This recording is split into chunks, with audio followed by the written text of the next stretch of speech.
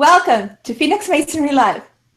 A show about Masonic museum artifacts, Interviews, Masonic history, and much more. I am Frederick L. Milliken, Executive Director of Phoenixmasonry. And I am Elena Llamas, Director of Public Relations for Phoenixmasonry. And we are here to celebrate our Freemasonry! Celebrando nuestra francmasonería. And that's what we do here. We celebrate Freemasonry. And today we're celebrating with renowned author and researcher Tehuti Evans. Welcome, Tehuti, to the show. Thank you for coming. Well, thank you very much for the invitation. Alonzo Tehuti Evans majored in engineering. Baba Tehuti joined the ranks of the African Rebellion against racial hatred in 1961 when he began protesting Jim Crow laws in America as part of the Temporary Student Coordinating Committee, predecessor to SNCC, while at Howard University. He left Howard and enlisted in the U.S. Air Force, where he served as a military engineer for almost 12 years, from 1964 to 75. Experience enabled him to travel to North and West Africa, France, Germany, and Amsterdam in Europe, South Korea, Vietnam, Taiwan, Guam, the Northern Marianas in Asia, and several bases in the continental United States. He is a decorated veteran of the Vietnam War. After resigning from the Air Force in 1975, Brother Evans enrolled at Federal City College in Washington, D.C. to study history under the tutelage of Dr. C.L.R. James. In 1978, he graduated from the University of the District of Columbia with degrees in history and philosophy. He enrolled in Brandeis University in Waltham, Massachusetts to pursue his doctoral. Tehuti Evans's post-military professional career began with the National Urban League in 1976. Upon graduating from UDC in 1978, he began working for the Washington Urban League as a senior job developer, where he applied the focus of his doctoral studies using history as a motivational tool to educate ethnic minorities in job training and community education programs. In 1983, he was named the Washington Urban League's Man of the Year and promoted to Director of Employment and Training.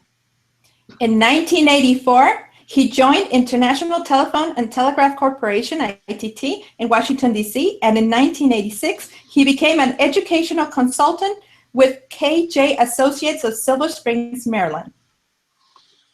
Brother Evans was a founding member of the University of the District of Columbia Alumni Association in 1978, where he served as its chairman of the board of directors, 1979, 1986, and as a member of the Board of Trustees of the University of the District of Columbia from 1988 through 1992.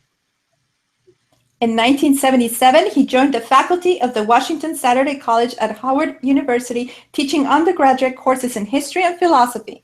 And in 1999, he was made the Dean of the WSC School of Behavior and Social Sciences. In 1995, Brother Tehuti Evans was a co-founder of and the resident scholar at the House of Kemet bookstore and cultural shop, which is located on historic Georgia Avenue in Washington, D.C., near Howard University. He has lectured as main presenter for the Association for the Study of Classical African Civilization, ASCAC, as well as several American universities such as the University of Massachusetts, University of Maryland, Wayne State University, the University of Chicago, Morgan State University, Temple University, and Howard University. Among his current interests, serving as the resident agent and member of the board of directors for the Mignon L.I. Ford Foundation is his most satisfying. The foundation is an Ethiopian-American organization committed to continuing the legacy of a great family which migrated to Ethiopia in the 1920s and established the first co-educational school for Ethiopian children. Brother Evans joined Redemption Lodge number 24 in November 2010. After volunteering with Brother Roundtree for 6 months, he was raised at a site in a Grand Lodge, Occasional Lodge, by Most Worshipful Grand Master David A. McWilliams on November 13th, 2010. He has served as Worshipful Master 2013 through 2015 and Secretary 2015 through the present of the David A. McWilliams Senior Research and Educational Lodge of the Most Worshipful Prince Hall Grand Lodge of Washington, D.C., and President of the Charles W. Sharp Senior Phylaxis Chapter 2013 through 2017, and Secretary and KSNA of the Jonathan Davis Consistory number 1 from 2016 to the present. And Brother Evans also served as the Worshipful Grand Editor of the Masonic Digest newspaper of the Most Worshipful Prince Hall Grand Lodge of Washington, D.C., 2015 through 2016. Tehuti Evans is a life member of the PHA Phylaxis Society. He was named in March 2017, we'll get to this in a minute, a fellow Phylaxis Society. In 2017 Phylaxis Convention in St. Louis, he was awarded the Charles H. Wesley History Medal and enrolled in the Phylaxis Society Harry A. Williamson Hall of Fame.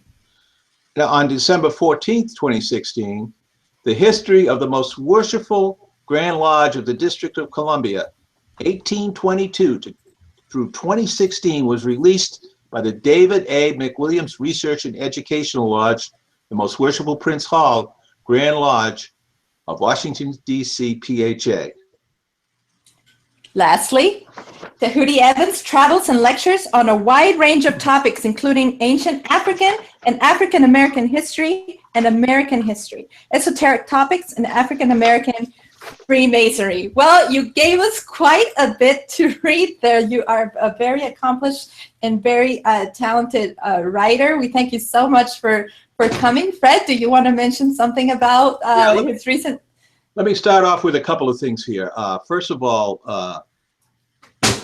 being named a fellow at the Phylaxis Society is quite an honor, because there's only 15 fellows, right, Tehuti? That is correct. I was both surprised and honored being named a fellow this year. But there, as you said, there are only 15 slots for fellows in the organization. And I'm very happy to have been moved into one of those. Historically, why is it that there are only 15? Well, when the society was found, its founder, Joseph Walks, really brought forth to the board that we would have as many fellows as were members of African Lodge number 1, which was formed in 1778. It was Prince Hall and 14 other brothers, or African-American men, who were raised into Freemasonry. That is the foundation of African-Americans in Freemasonry in the United States. So from the initial 15 men who were made Masons in 1778, the Phylaxis Society has 15 fellows. Excellent. What a nice tradition to. Yeah. To what I'd like to do is that we want to discuss the article that you wrote on Hermes Trismegistus in the Lux e Tenebris that was just published. But before we discuss that article, I'd like to have you talk a little bit about an article previous to that, which you presented to the Phylaxis Society on the origins of mathematics. Can you say some words on that, please? Yes. 2 years ago, I presented a paper, The Origin of Mathematics. And in that paper, I presented 2 instances of 2 old documents. One goes back to at least 2400 BC, and the other one approximately 1800 BC in terms of the date that they were written. And in both documents, you can see very sophisticated mathematical formula, geometrical proportions and what have you, that shows that long before Pythagoras journeyed to Egypt about 500 BC, that the Egyptians were using advanced mathematics, and probably in the construction of the Great Pyramid, if the date of 2400 BC is correct. But even though the documents don't pertain to the building of the pyramid structures, it does, it is written proof that in fact the people in the Nile Valley cultures were using advanced mathematics at least 1800 years before Pythagoras was born. Now, not to put down Pythagoras, but oftentimes in African history is portrayed, it is portrayed as if there was no educational development in Africa until after European contact. And if the first European contact is considered the Greeks, when Alexander and his forces came to Egypt approximately 332, again, we wanted to show that there's an older tradition in the Nile Valley being handy. What really is with some young men in the Prince Hall Grand Lodge of the District of Columbia's Pythagoras order. Now, the Pythagoreans are the young men. That's the equivalent to, I think it's the D-Molay in mainstream masonry. It's an organization for our young males. And when I was having a discussion with them, the question came up, well, if what I was saying is correct, why were they named after Pythagoras and not named after some ancient Egyptian? Of course, I did not have an answer to that question. The way I tried to answer it was that in general, we don't actually have a mathematician that we can pin the title, this person developed mathematics or geometry. We just know that by 2400 mathematical formula on them.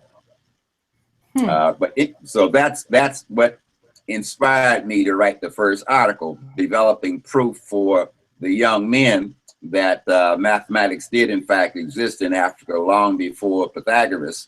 But Pythagoras did in fact in the Greek stories about him, he traveled to Egypt and studied, and in fact in some cases I think it's estimated he was there 22 years before going back to Greece and setting up his school, where he did teach geometry and other mathematical formula. So now we'll proceed into the current article that was just presented this year, Hermes Trismegistus in the Legends of Freemasonry. Elena, would you like to ask a few questions on that one? Yes, well, you showed the book. We see who published it.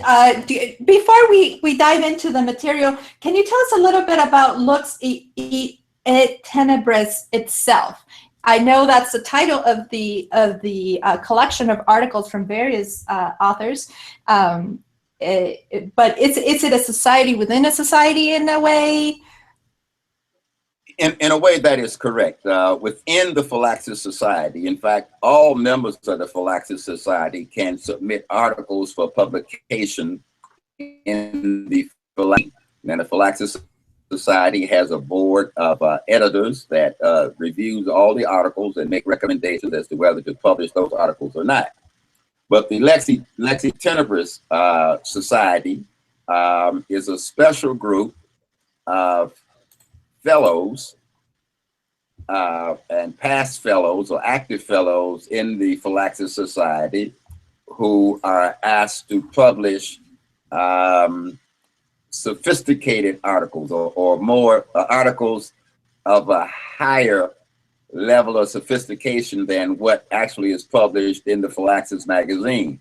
So as we are called scholars. So as scholars, we search deep, for titles and do extensive research and try to present topics about information that will actually bring light to the work, Prince Hall Freemasons in particular, but in general to Masonry and to the general public as a whole.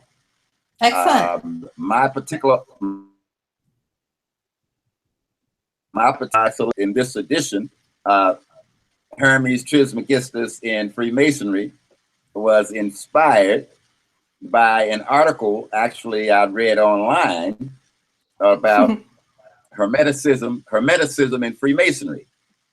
And the odd thing about the article, it pointed out directly that Hermeticism in Freemasonry is based on the writings of Hermes Trismegistus.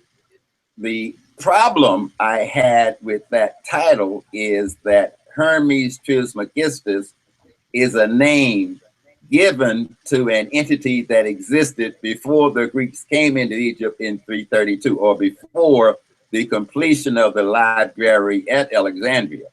Now, Alexander, of course, was off to, after uniting the 5 city-states of Hellas into the country for the first time, finishing the work that his father had started. We have a country, Greece, and he leaves Greece to go about to conquer the rest of the world. While engaged in battle with the Persians, a delegation from Egypt made their way to the Levant where his forces were, and asked him to come help rescue them from the Persians who had conquered what we call Lower Egypt, or the area down by the Mediterranean basin.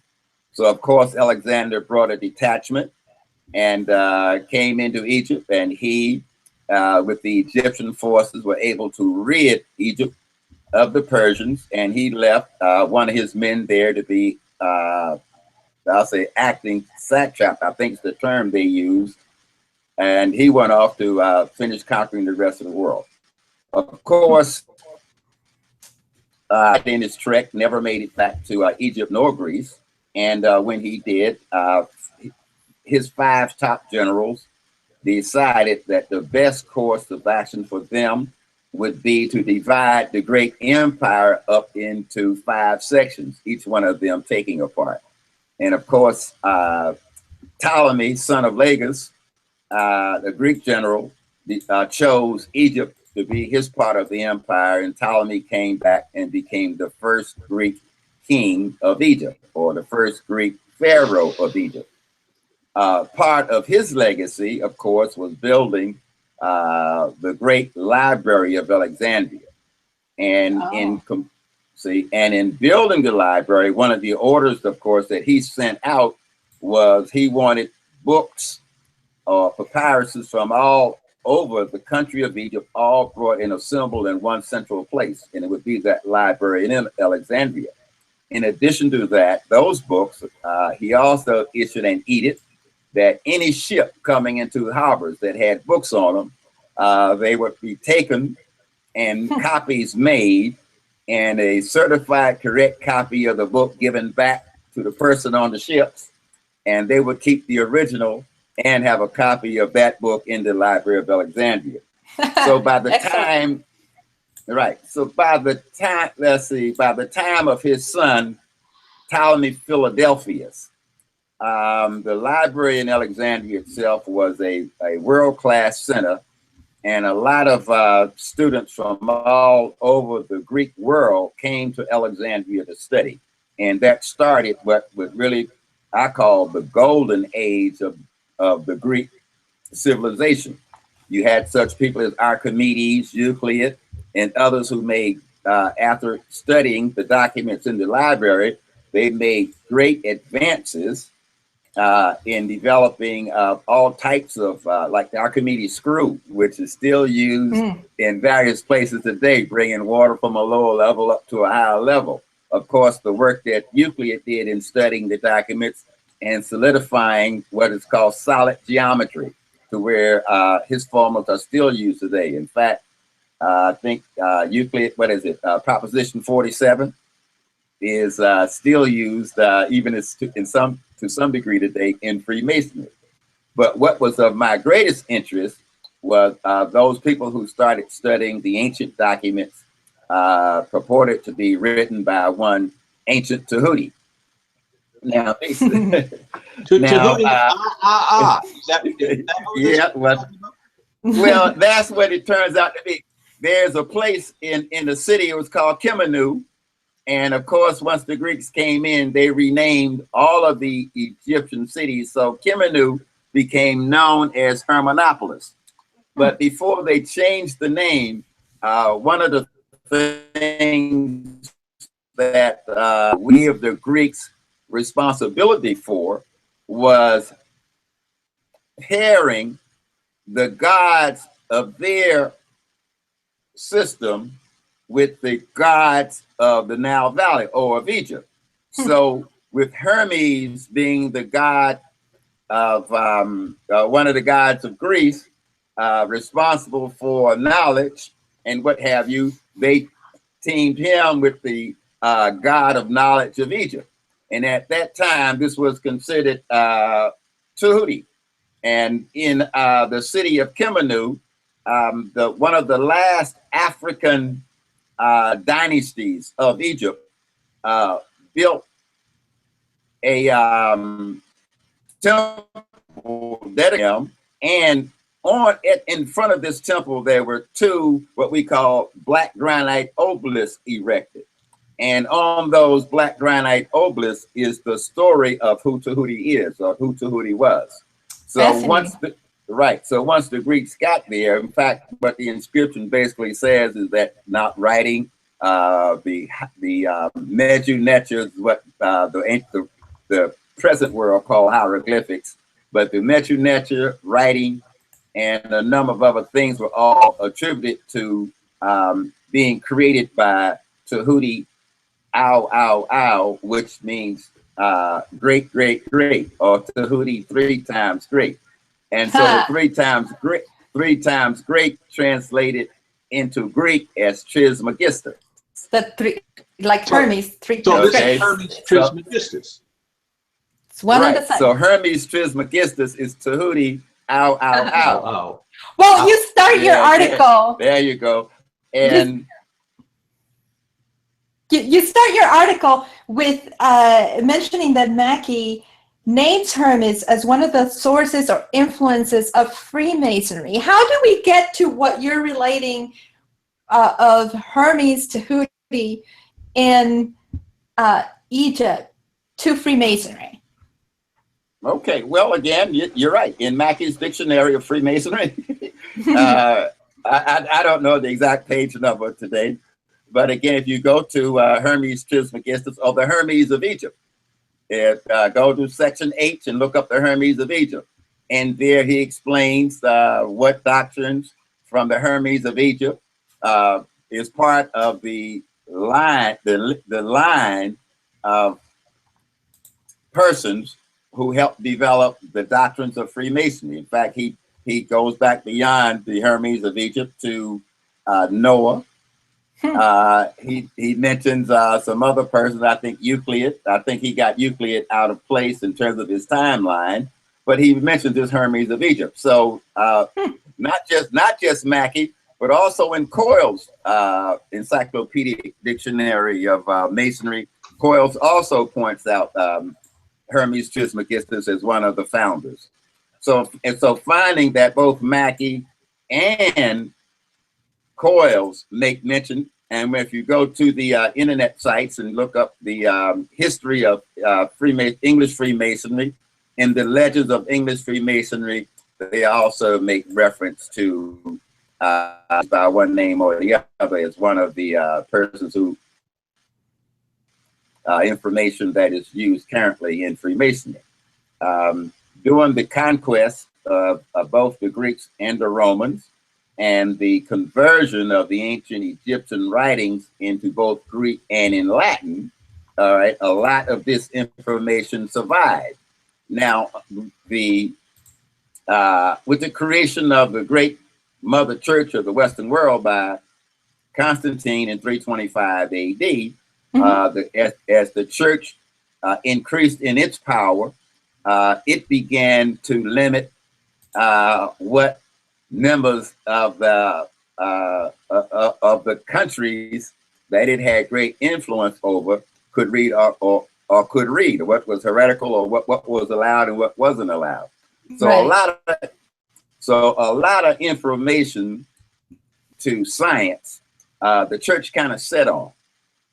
In fact, two great Europeans, Italian Copernicus and Galileo, both who were astronomers and both who drew the same conclusion, that the earth was not the center of the universe, that the sun did not go around the earth, but the earth and what have you, drew great criticism from the church. And both were silenced by the church for asserting what would be today we'll call the astronomical truth, that the earth in fact wasn't the center of the universe, but that was church doctrine.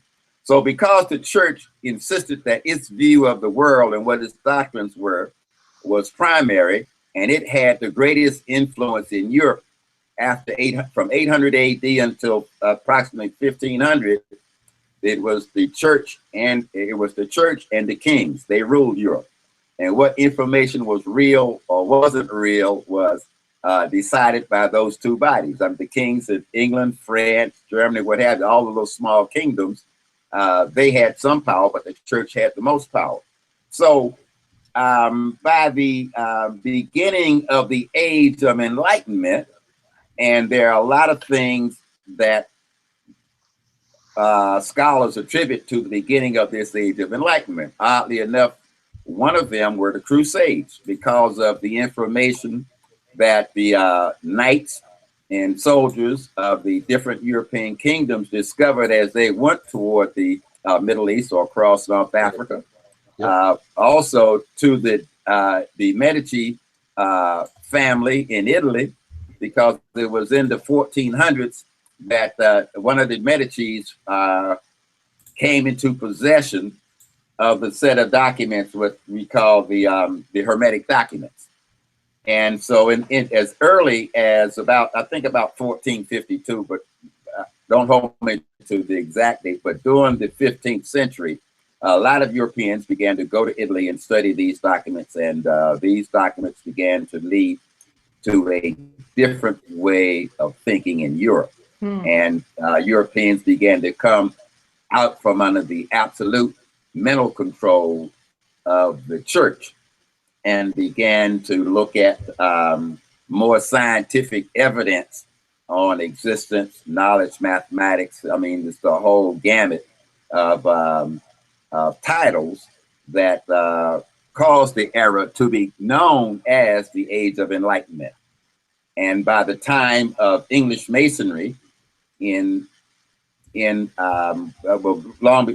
the Grand Lodge was formed, but by the time the two bodies, the Ancients and the Moderns, unified and formed the Grand Lodge in England, now a lot of this knowledge was still being studied secretly. It wasn't being studied out in the open as much, and in the craft. But what this knowledge does, it teaches universal truths using allegory as an example of how to learn.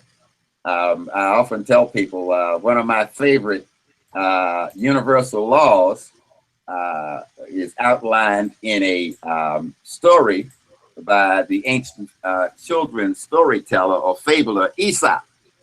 So Aesop tells a story in his The Race Between the Tortoise and the Hare that you'll also find in Ecclesiastes, I think it's 9:11. That is, the race does not always go to the swiftest. It's Ecclesiastes 9:11. And even though the hare is faster than the turtle, you know, a turtle can beat a hare in a race. So the race does not always go to the swiftest. So you can get a biblical scripture which teaches this divine truth that even out in the universe, you know, like the race does not always go to the swiftest. Or you can look at a child's or children's fable and get truth. Well, I find the same thing in Masonry, that a lot of the lessons that we use to make brothers better men are allegorical as opposed to direct statements. And that the brother, you know, we go out, we read and we study and we draw the truth from these Masonic lectures. Well, better people out there. There's one thing that I'd like to bring out, and perhaps I'm getting ahead of the whole story here, but I think that there's one question I would really like to ask. And Tehuti, tell us why Hermes Trismegistus is important to the Black Masonic community. Well, I just think that when we find the true origin of the foundation of a lot of the allegories or the teachings that we use today, it is a good idea to know actually where they came from. Absolutely. As a Prince Hall Mason, and you know, growing up in a society, the relationship between Africans to the primary population in this country has been a tenuous one over the years. That in Prince Hall Freemasonry, there are, how can I put this?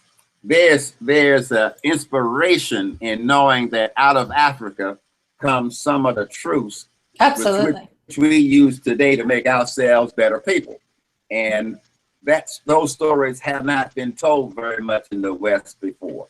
Again, they get confused.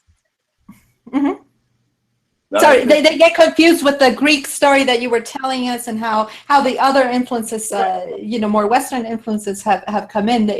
But I think there's a lot of credit given to ancient Egypt within Freemasonry in general. Well, ancient Egypt as a Greek entity as opposed to an African one. See, even the name. I mean, again, as we're sitting here talking, there was never a person walking around in the Nile Valley who called himself an Egyptian. That was not who they were. I think Josephus explains it better in his writings when he said the Greeks were the first ones to go out and rename everybody. You know, so today we know the ancient Kemites as Egyptians because of the Greeks. And then what I'll call an aspect of cultural superiority. Once the Europeans have named something, no matter what the indigenous people might have called a thing, history down to today only knows it by the name given it by Europeans. So the Nile Valley country of Kemet is only known as the country of Egypt today. And so if Hermes Trismegistus, which is a Greek name, see, implies a Greek person, and it implies Greek origin of the ideas attributed to Hermes Trismegistus. What I tried to show in my paper, these were African ideas, that this was an African entity, all right, that got renamed by the Greeks once they came in. So in trying to inspire more pride in African Americans becoming Masons, I want them to know that some of our doctrine comes directly from our ancient ancestors on the African continent. Everything is not European in Masonry. Masonry doesn't claim everything to be European in the craft, but I want to make it clear to a lot of Africans in Freemasonry that some of the substance of the craft comes directly out of African culture. That was the purpose of the article.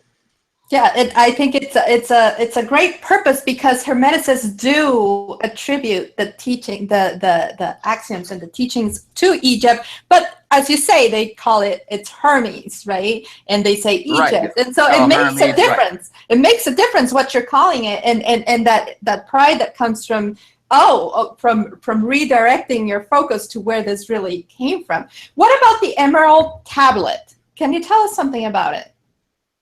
Okay, the Emerald Tablets. Well, the Emerald Tablets are a set of documents that are alleged to have been written, again, by this ancient character, Tehuti.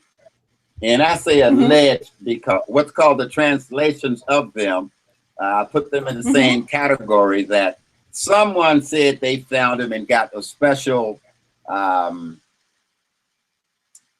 can I say it? Were inspired by a special divinity or special divine type force to know exactly how to find and translate these documents. I think that I find the documents very interesting to read. I think there are a lot of, generally a lot of divine truths you'll find in the documents.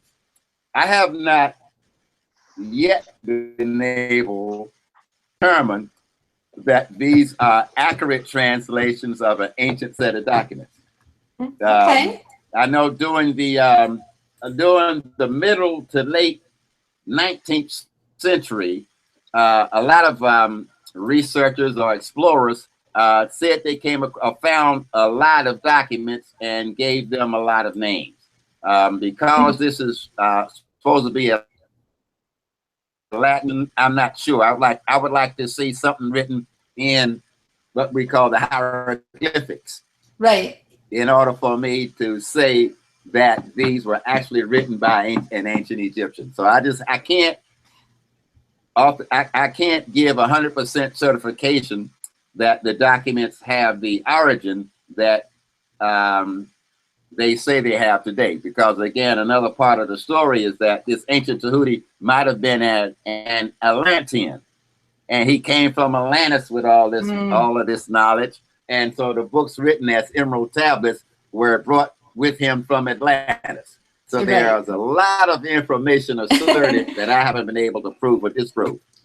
So do you think that Hermeticism itself, the philosophy of Hermeticism, had a big influence on how the philosophy of Freemasonry developed as it was expressed in the rise in England?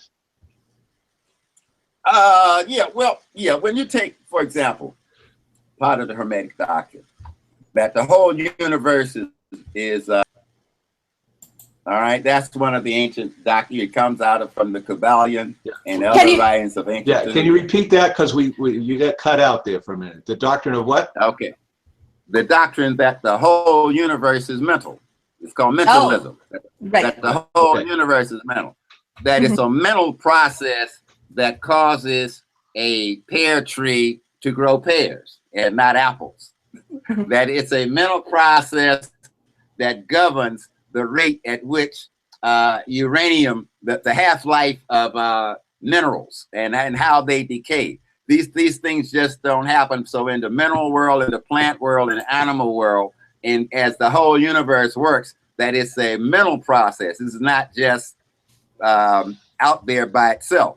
That's a significant concept that I can communicate mentally, and learn the mental level of communicating with other things in the universe. As an example, African people, now I know Native American people and other peoples around the world, looks at the earth as Mother Earth. All right, we have established a relationship of making the earth live and it being Mother Earth. So there's nothing natural in our cultures about going around polluting it, like what kind of debris of all levels in the water or polluting the air, because we find it's a sacred relationship that we have with the earth itself. But all cultures around on the globe, they don't think that way.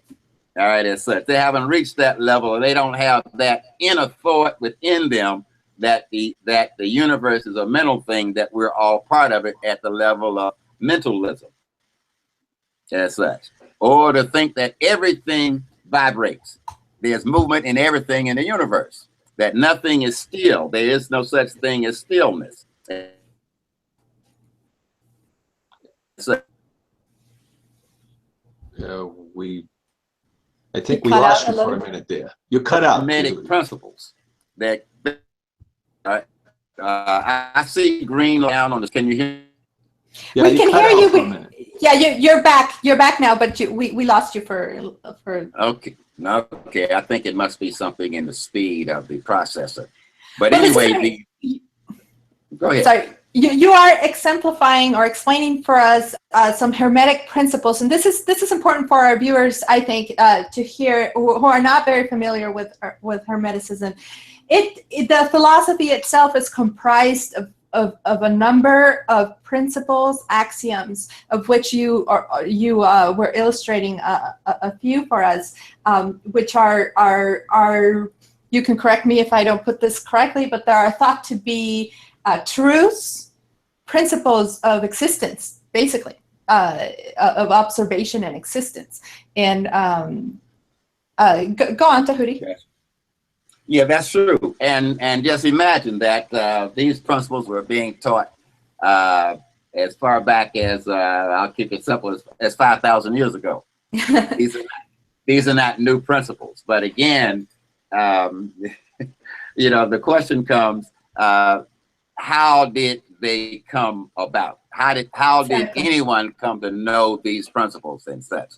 Exactly. Therefore, I mean, it's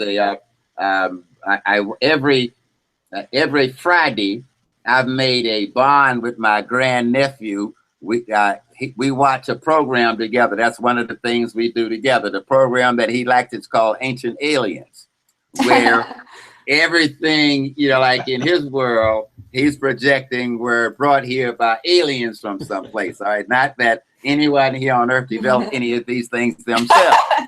So after every time they broadcast a new program, like I said, he's down in Fort Washington. No, he's down in St. Mary's County, Maryland. I'm in Washington, D.C. So after the show, we immediately talk to each other about what the show was about. I'm trying to ensure that he is not miseducated by a TV show that speculates. Right. You know, right. But the question comes, are we on the correct timeline? I mean, at one time there was an ancient flood. In other words, is it possible that human beings like ourselves existed in civilized cultures before the Great Flood, and that from approximately 5,000 BC up to today, we are the result of people who flood, but there were complete civilization where a lot of this knowledge already existed. What is almost asserted in Plato's story about Atlantis would tend to give some credence, feasibility or credence or feasibility to the fact that might be true. The fact that they have found sunken cities off the northwest coast of India now, you know, and they've found sunken cities off the coast of Japan, seems to indicate it wasn't primitive man that was wiped out during the flood, but it was civilized man, a cultured man had reached the state of development of culture and civilization that might have gotten wiped out by a cataclysm that we talk about as the flood. So how old are we as humankind in terms of developing culture and civilization? The timeline offered by Western scholars have us on this shortened timeline as if we, that, you know, like are descended from the people from somewhere around after 10,000 BC up to today, we have about a straight line of development and civilization.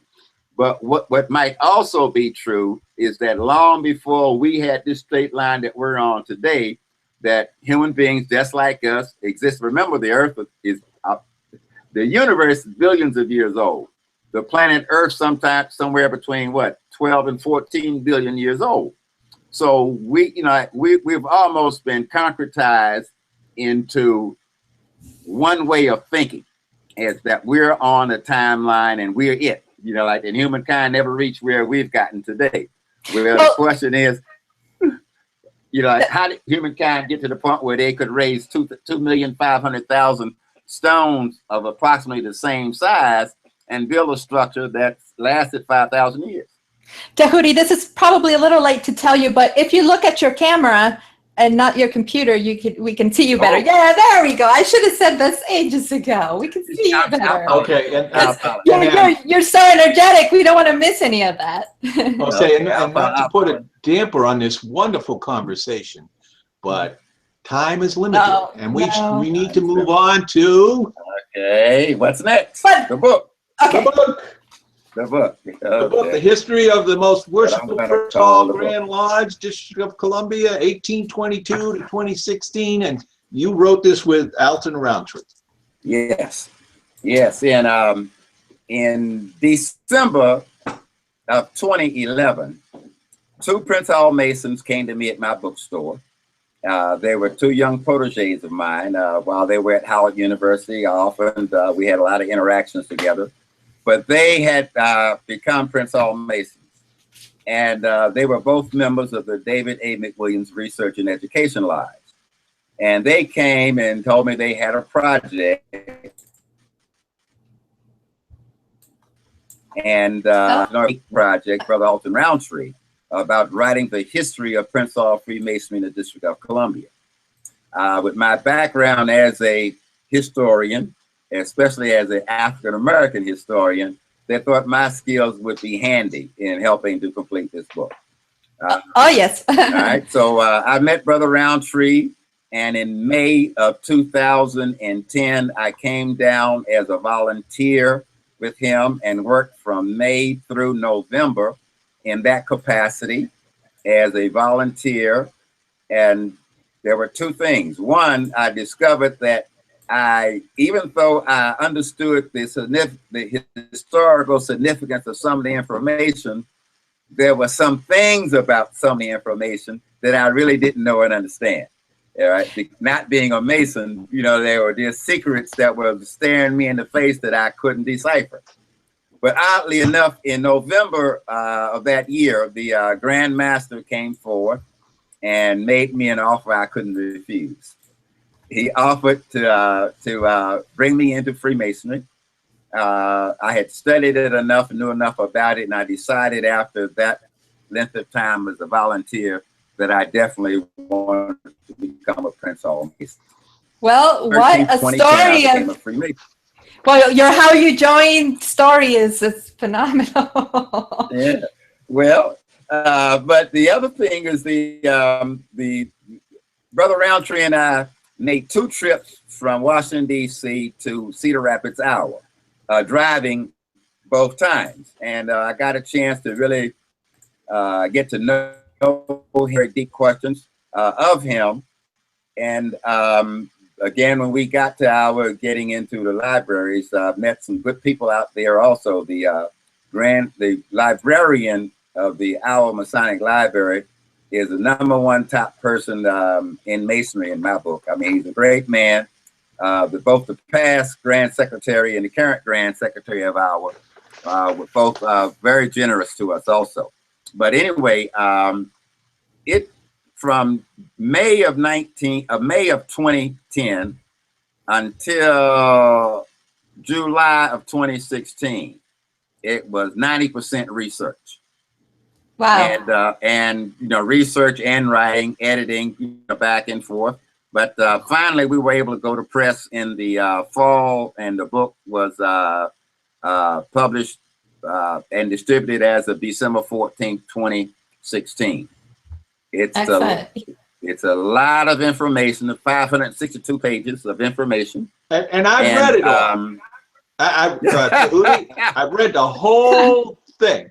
And you know, you've got you've got 84 Grand Masters in there. I'd just like to point out one. You know, I'm thinking, and as I'm reading the book, and I'm thinking, well, which Grand Master had the most effect, or which Grand Master, you know, was really on top of things. And you know, I look at Grand Master Cook, and he was a Grand Master for a long, long time, more so than a lot of the other Grand Masters. And say a few words about him, will you?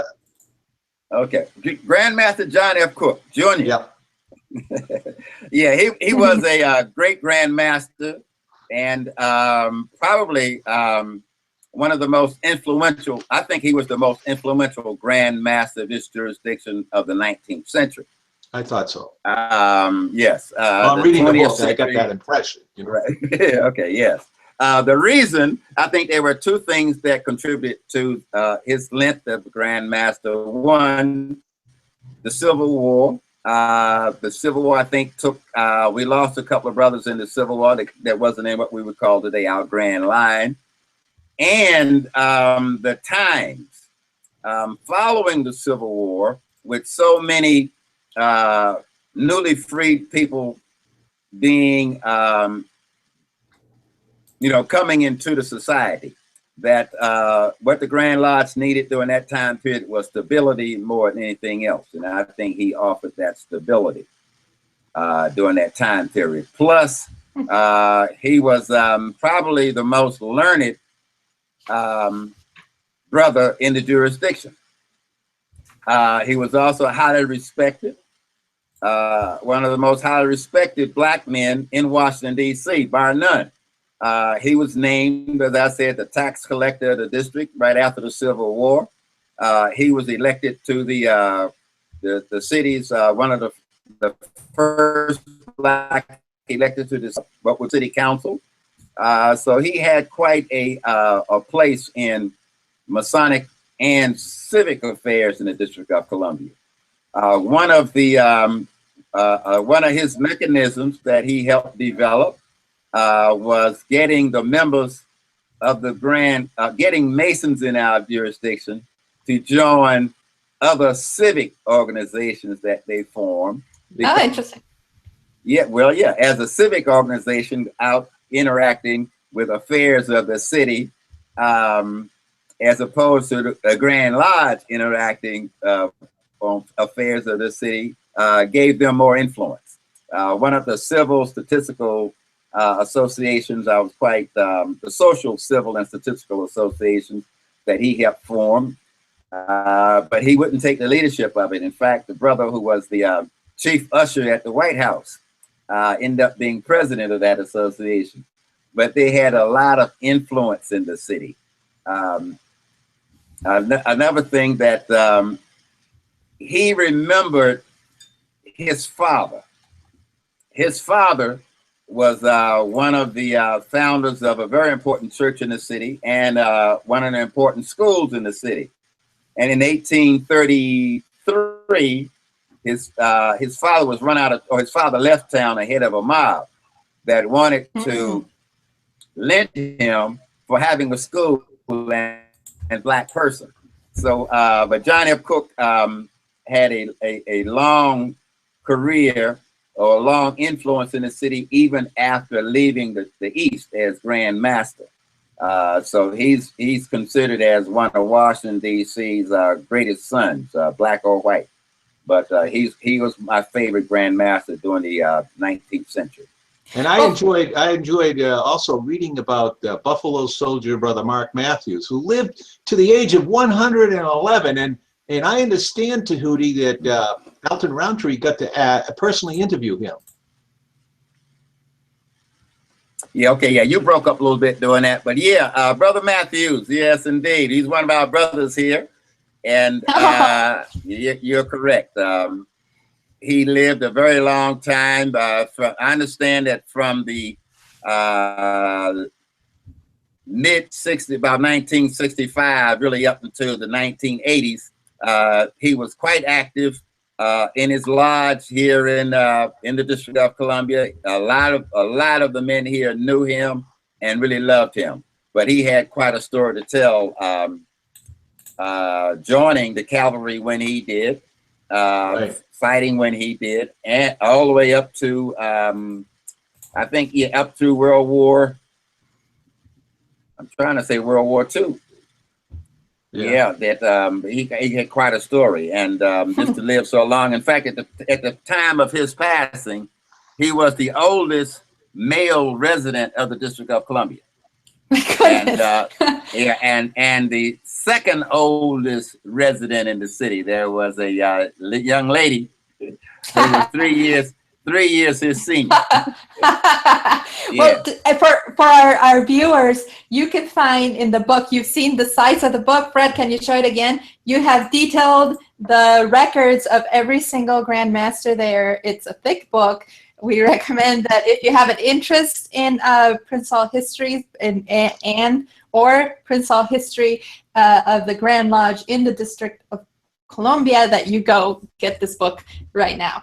And That's as right. is our custom here, we usually show a short video towards the end of our interviews. We are having so much fun. We don't want to end this interview, but the clock is ticking. So we are going to show a very quick Artifact of the Month video, which is a book in this case by Manly P. Hall. And Tehuti, if you can stay with us, we'll say goodbye at the other end of the video. Okay. Can you hear? Yes, we'll be able to hear you if you speak during the video.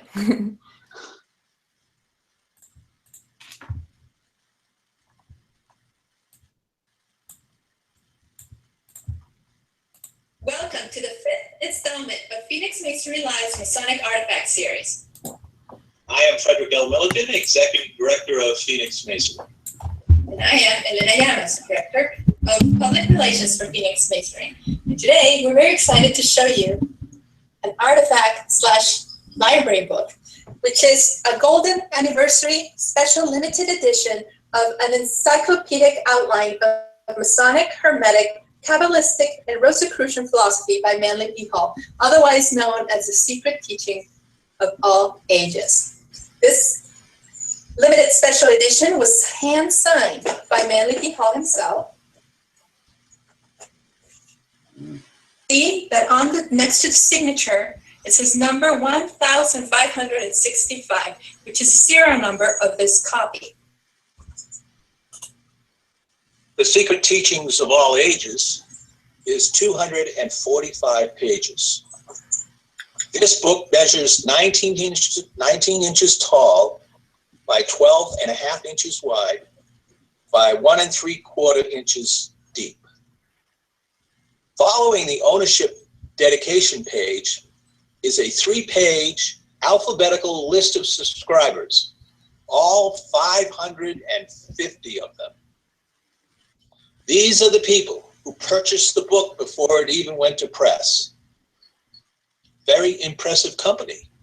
It includes the famous author, John Uri Lloyd, the British Museum, the New York Public Library, Library of Scottish Rite Bodies, Valley of Los Angeles, the Henry L. Palmer Lodge, number 301, the Rosicrucian Fellowship, Los Angeles Study Center, the Seattle Public Library, the Theosophical Societies, San Francisco and Seattle lodges, universities of Leipzig and Washington, the Vatican Library, the Women's Century Club, the Hollywood Co-Masonic Lodge number 523, and the illustrator of the book himself, Mr. J. Augustus Knapp, just to name a few.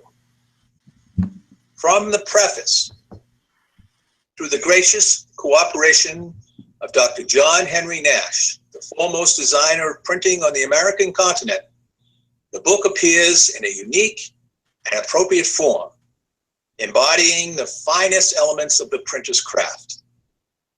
The pre-publication sale of this book has been without precedent in book history. The subscription list for the first edition of 550 copies was entirely closed a year before the manuscript was placed in the printer's hands. From manlyphall.org, Manly Palmer Hall was born in 1901 and died in 1990. He was a Canadian-born author and mystic. He is perhaps most famous for his work, The Secret Teachings of All Ages, an encyclopedic outline of Masonic, Hermetic, Kabbalistic, and Rosicrucian symbolical philosophy, which is widely regarded as his magnum opus, his most important work, and which he published at the age of 25 or 27 in 1928. He has been widely regarded as a leading scholar in the fields of religion, mythology, mysticism, and the occult. Carl Jung, when writing Psychology and Alchemy, borrowed material from Hall's private collection. In 1973, 47 years after writing The Secret Teachings of All Ages, Hall was recognized as a 33rd degree Mason, the highest honor conferred by the Supreme Council of Scottish Rite at a ceremony held in his organization PRS, despite never being initiated into the physical craft. An edited excerpt from Occult America tells us the secret history of how mysticism shaped our nation by Mitch Horowitz. Manly Hall attended no university. His roots in rural Canada and the American West, little obvious exposure to higher learning. His family tried to steer him into the more practical career of selling fire insurance. And one of his forays into professional life was as a banking clerk. During his life, Hall refused to discuss more than the most cursory aspects of his background. His sole published biographical record is a thin volume called Growing Up with Grandmother, a tribute to the woman he called Mrs. Arthur Whitney Palmer. Her real name was Florence Palmer. The pamphlet-sized work is notable for what it reveals about Hall's reticence to broach virtually any intimacy of his childhood. Born at the close of the Victorian era, he was a man marked by a period in which the details of private life were closely held. Hall was born in the rural city of Peterborough, Ontario, to a father who was a dentist and a mother who was a chiropractor. A sickly child, Hall saw little formal schooling and spent long hours reading voraciously on his own. His contact with other children was limited, but there was a spark of some indefinable brilliance in the youth, which his grandmother nurtured on trips to museums in Chicago and New York. He traveled to California to be with his mother and came under the influence of a Rosicrucian community in Oceanside, California. He lived at the Rosicrucian Fellowship. He moved on his own to Los Angeles, where he fell in with metaphysical seekers and discussion groups. In 1920, Hall began a precocious career in public speaking, giving an address on reincarnation in a small room above a Santa Monica bank. Word spread of the boy's wondrous mastery of arcane and metaphysical subject matter. He began addressing an evangelical congregation called the Church of the People and quickly rose to the rank of minister. In 1923, the Los Angeles Times seemed positively smitten with a 22-year-old, covering his lectures and sermons in several articles. He is tall, the Times reported, with unusually broad shoulders, football shoulders, but he wears his curly, dark brown hair bobbed like a girl's. And even his face and eyes convey an almost feminine impression. Hall had begun attracting benefactors and traveling abroad in search of lost knowledge. Hall wrote across a spectrum of subjects, describing Egyptian rites, Arthurian myths, and the practices of alchemy, revealing the psychological underpinnings of arcane methods.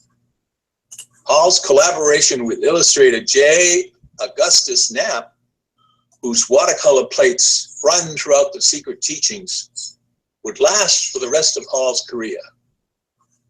Hall's world travels in the early 1920s gave him some degree of proximity to the monuments and philosophies of antiquity. But the materials that finally made it possible for him to complete his secret teachings were those he discovered in the great Western libraries, just opening to widespread public use. Hall toiled over books of myth and symbol and amassed a bibliography of nearly 1,000 entries.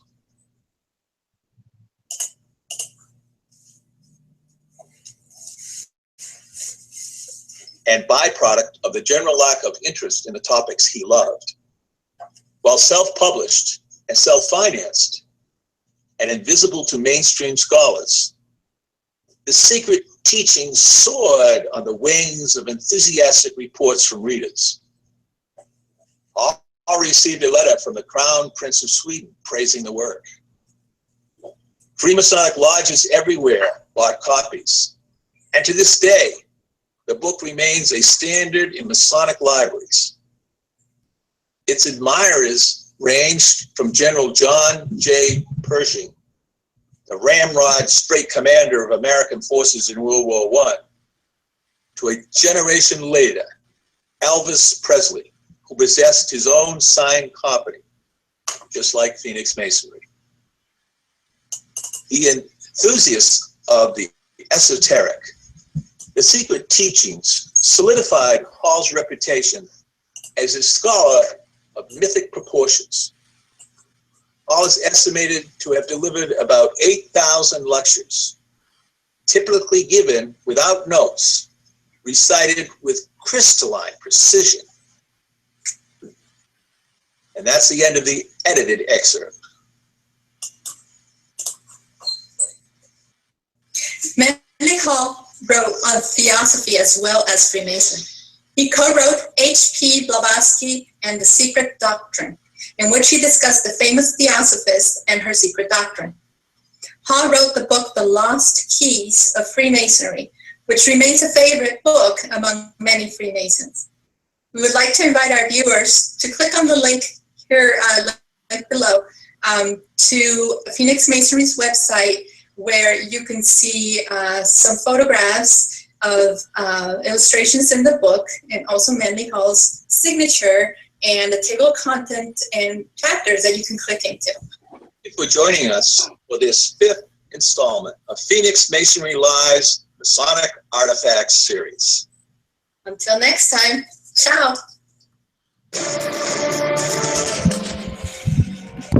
And here we are back again with Tehuti Evans, and that was a kind of a long artifact, but yes, thank you, Tehuti, for sitting with us through it. And you know, we've just scratched the surface, Tehuti. I mean, there's so much more we could talk with you about that. We will think about inviting you back, and we're going to be interviewing Alton Roundtree. I don't know, perhaps you can come back with him, or we can have you back on another show another time, because we have so much information and questions that were not given today and things that were not answered today that I am sure that our viewers are going to want to see you again. You are muted, Tehuti. In case you want to speak, your microphone is muted. Hello? Yes, now we can hear you. Oh, it shows muted, but we can hear you. Okay. That's strange. Yeah, I was just keeping quiet. But look, thank you very much again for the invitation. I enjoyed the show. Of All Ages is one of my favorite books. So I was very happy to see that you featured it. And by the way, there's a one of the largest in size copies of the book is at the Masonic Library in Cedar Rapids, Iowa. If you ever get up there, Fred, I think you would enjoy it. Yes. Yes, I would like that. Excellent. Well, we had a great time. We do recommend to our viewers, you know, that you look up the materials we discussed here. Excellent history, a lot of reason that to have pride. You know, our historically in the story of Hermes or Tehuti. I have one last question for you, Tehuti. I cannot not ask this. What is it like to be called Tehuti? And how did you come to have that name? Was that your given name? Were your parents esoterists? I can't hear you. You're muted. Oh, no, you're not muted. You're just quiet. No, I'm not. Okay, just no. It's a long story, but I'll make it as short as possible. The name given at birth was Thomas. I was in a class, and the origin of the name Thomas goes back to one of the forms of the translation of the name Tehuti, which is called Thoth or Thoth. Thothmos, Thothmos, one born with the attributes of Thoth or Tehuti, is the form of that name. So as the anglicized version of Thothmos. So given the name Thomas at birth and tracing it backwards, again, the origin of the name is rests in the name Tehuti. Excellent, excellent. Well, thank you for talking about Tehuti and Kemet, I will say, otherwise known as Egypt and Hermes. And there you go. Thank you so much. We had a great time. Thank you, Tehuti. Thank you very much. Look forward to seeing you again, Fred, and definitely following your show. Thank you. All right. And that's all we have for you this time. I'm Frederick L. Milliken. And Elena Llamas. Until next time. Partying on the Square.